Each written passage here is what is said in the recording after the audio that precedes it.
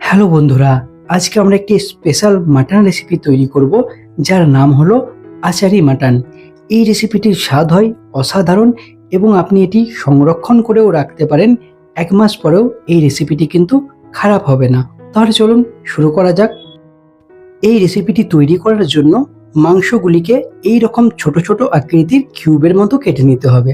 এরপরে মাংসগুলিকে ম্যারিনেট করতে হবে। তার জন্য এখানে স্বাদ অনুসার লবণ দিয়ে নিতে হবে এবং এর সঙ্গে বাকি সমস্ত মশলার মধ্যে থাকছে হলুদ গুঁড়ো পাউডার, কাশ্মীরি লঙ্কা এবং লঙ্কা গুঁড়ো পাউডার, এর সঙ্গে জিরে এবং ধনে গুঁড়ো পাউডার। এই 4টে মশলা দেওয়া হয়ে গেলে আদা এবং রসুনের পেস্ট এখানে 1 থেকে 2 চা চামচ পরিমাণ দেওয়া হয়ে গেলে এর মধ্যে অ্যাড করতে হবে সরিষার তেল। সরিষার তেল দেওয়া হয়ে গেলে বেশ সুন্দরভাবে কিছুক্ষণ ধরে এটিকে ম্যারিনেট করতে হবে।